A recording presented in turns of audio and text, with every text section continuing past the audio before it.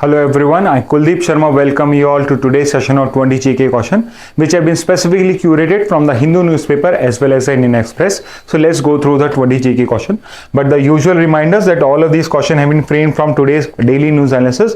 So it would be very beneficial for you if you go through that daily news analysis and then try to attempt these questions. So first question is which of the following correctly denotes the status of Delhi? So Delhi की जो territory है वो एक state है, वो एक UT है, दोनों है या कुछ भी नहीं है? सो आंसर इज बी, जो दिल्ली है उसका स्टेटस ओनली यूटी है। 1956 ऑनवर्ड्स उसको एक यूटी बनाया गया था और तब से लेके आज तक वो एक यूटी की कैटेगरी में ही है। नेक्स्ट पे मूव करते हैं। एज पर the civil registration system of India which authority is responsible for registration birth and deaths in India? तो रजिस्ट्रेशन सिस्टम के अंदर में किसकी रिस्पॉन्सिबिलिटी है बर्थ और डेथ्स को रिकॉग्नाइज करने की? Is it the centre, is it the state, is it the registrar general of India और is it all of the above? So answer हो जाएगा इसका बी, स्टेट। तो जो आपका 2023 का लेटेस्ट एक्ट है उसके अंदर में स्टेट गवर्नमेंट को एक्सक्लूसिवली रिस्पॉन्सिबिलिटी प्रोवाइड करी हुई है कि जो भी बर्थ और डेथ एक पर्टिकुलर स्टेट में होती हैं उनको अपलोड करना है सिविल रजिस्ट्रेशन सिस्टम के ऊपर पे। नेक्स्ट पे करते हैं which of the following statement is true about parole? So parole आज हमने रीड करी थी डिटेल में, तो परोल को लेकर कौन सी स्टेटमेंट है जो ट्रू है? तो अगर आप जब सारे स्टेटमेंट्स को रीड करोगे you will find out that the only correct statement is statement number A, parole is a conditional release that may be granted for specific reasons.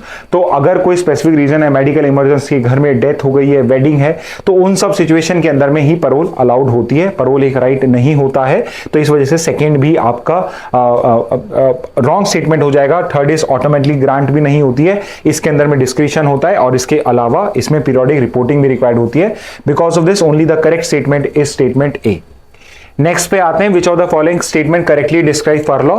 So furlough भी आपने आज डिटेल में रीड करा था, तो parole से differentiate ऐसे ही करा जाता है कि अनलाइक परोल, फरलो जो होता है वो एक कन्विक्टेड का राइट होता है। तो जो लॉन्ग टर्म प्रिजनर्स होते हैं उनको एज अ राइट कुछ टाइम के लिए आउट ऑफ जेल जाने का मौका मिलता है। So it's a temporary release that is considered a right for long term prisoners.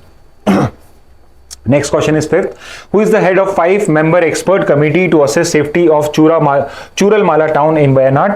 So अभी एक 5-member committee बनाई है जो सिक्योरिटी स्टेटस, सेफ्टी स्टेटस जज करेगा इस पर्टिकुलर टाउन का। उस पर्टिकुलर कमेटी का हेड किसको बनाया गया है? सो उस पर्टिकुलर कमेटी का हेड बनाया गया जॉन मथाई को। सो फिफ्थ का आंसर हो जाएगा आपका सी। नेक्स्ट पे आते हैं the UAPA act was enacted in which year? So this particular act was enacted in the year 1967। सो इस वजह से इसका आंसर हो जाएगा सी। नेक्स्ट पे आते हैं which organisation is the central counter terrorism agency of India? Counter terrorism से फाइट करने के लिए सबसे इंपॉर्टेंट सेंट्रल एजेंसी कौन सी है? Is it CBI, is it रॉ, इज इट आईबी और is it NIA? So answer हो जाएगा आपका डी, एनआईए। 2008 में आपने एनआईए को क्रिएट करा गया था और यूएपीए के अंदर में आपने इसको सेंट्रल काउंटर टेररिज्म एजेंसी का दर्जा दे रखा है। तो सेवंथ का आंसर हो जाएगा डी। नेक्स्ट पे आते हैं under the UAPA which of the following has the power to designate an individual as a terrorist? तो यूएपीए के अंदर में एक इंडिविजुअल को टेररिस्ट डिक्लेयर करने की पावर किसके पास में है? तो यूएपीए के अंदर में ये पावर होम मिनिस्ट्री को प्रोवाइड करी हुई है। सो आंसर 8 का हो जाएगा सी। नेक्स्ट क्वेश्चन पे आते हैं who has been appointed as the head of JPC on Waqf board? So joint parliament committee Waqf bill के लेकर बनाई गई है। सो उसको भी हमने डिटेल में डिस्कस करा है आज। और उस पर्टिकुलर जेपीसी के हेड किसको बनाया गया है? सो बीजेपी के एमपी है जगदम्बिका पाल, उनको बनाया गया। सो 9th का आंसर हो जाएगा डी। सो अब जेपीसी पे ही क्वेश्चन देखते हैं which of the following statement about the JPC in India is correct? So आप जेपीसी के अगर सारे ऑप्शंस देखोगे तो you would find out the only correct statement is the third statement. JPC are found by a motion passed in one house of parliament and agreed upon by the other. अगर आपको JPC को detail में समझना है कि JPC के क्या क्या कॉन्स्टिट्यूएंट्स होते हैं, so you have to go through the daily news analysis. Okay, next पे चलते हैं। What is the name of the largest multilateral air exercise of Indian air force? उसका नाम गगन शक्ति है, तरंग शक्ति है या इंद्र है? सो रिमेंबर दिस कि जो आईएफ की लार्जेस्ट मल्टीलेटरल एक्सरसाइज है उसका नाम तरंग शक्ति है और अभी कंटिन्यूसली वो इंडिया के अंदर में कोऑर्डिनेटली परफॉर्म करी जा रही है। ठीक है, 11th का आंसर हो जाएगा सी। नेक्स्ट पे मूव करते हैं 12th। What is the name of DRDO's long range glide bomb? So उड़ता हुआ हमने एक बॉम्ब बनाया जो 1000 kg वेट कैटेगरी का है और उस पर्टिकुलर डीआरडीओ के बॉम्ब का नाम है गौरव। सो 12th का आंसर हो जाएगा बी। नेक्स्ट पे करते हैं, India is conducting a 2+2 dialogue forum with which of the following countries. So 2+2 dialogue किसके साथ में इंडिया कंडक्ट कर रहा है? So out of this 4 countries 2+2 dialogue, जिसमें आपके और उस सामने वाले कंट्रीज के डिफेंस मिनिस्टर और एक्सटर्नल अफेयर्स मिनिस्टर साथ में बैठ के मीटिंग करते हैं, वो डायलॉग कंडक्ट हो रहा है बिटवीन इंडिया एंड जापान। सो 13 का आंसर हो जाएगा सी। नेक्स्ट पे आते हैं, which of the following is a key characteristic of a distributed denial of service attack. DDoS attack के अंदर में इसका की कैरेक्टरिस्टिक क्या होता है? So remember this particular thing that ये जो टारगेट होता है, ये जो पर्टिकुलर अटैक होता है, ये मल्टीपल सोर्सेज से होता है और ये ओवरवेलम करने की ट्राई करता है जिस पर्टिकुलर सिस्टम को ये टारगेट कर। तो उस हिसाब से आप देखोगे तो जो बी ऑप्शन है this is the correct option. जो ए ऑप्शन है ये आपका डिनायल ऑफ सर्विस और DOS अटैक को करता है, और बी जो है ये DDoS अटैक को शो करता है। ठीक है, सो आंसर हो जाएगा आपका बी। नेक्स्ट में आते हैं, विच committee recommended a legislative assembly and an executive for the Delhi territory. तो दिल्ली टेरिटरी को एक यूटी होते हुए भी एक उसके लिए chief minister and council of minister यानी एग्जीक्यूटिव होना और लेजिस्लेटिव असेंबली होने की जो रिकमेंडेशन थी वो किस पर्टिकुलर कमिटी ने दी थी?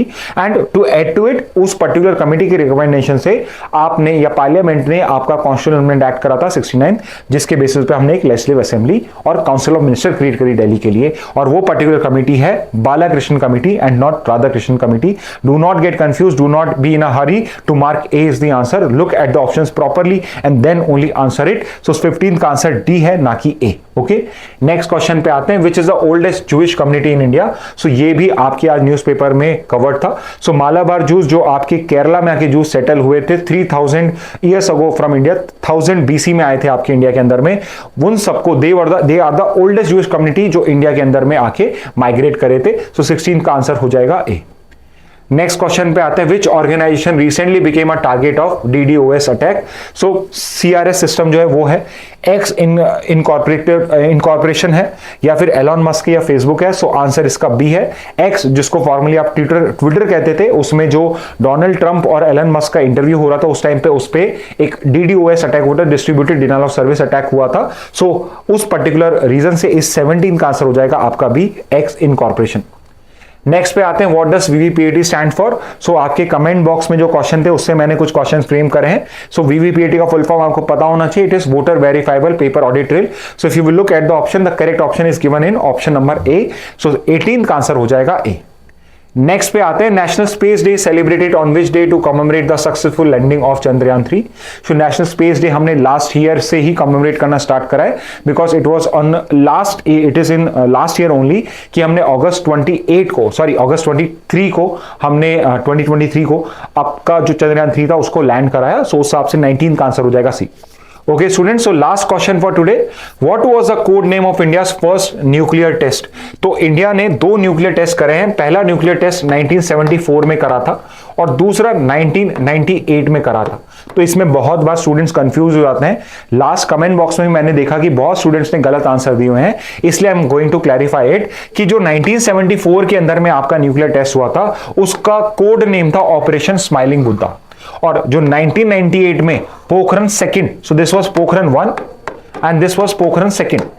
तो जो पोखरण सेकंड था 98 के अंदर में, कारगिल से जस्ट पहले हुआ था अटल बिहारी वाजपेयी गवर्नमेंट के अंडर में, that was operation Shakti. So code name India first nuclear test का बोला, उसका नाम हो जाएगा ऑपरेशन स्माइलिंग बुद्धा। तो 20th का आंसर होगा ए। ठीक है student, so these were the 20 GK question from today's session. So that's it from my side, thank you and have a very nice day.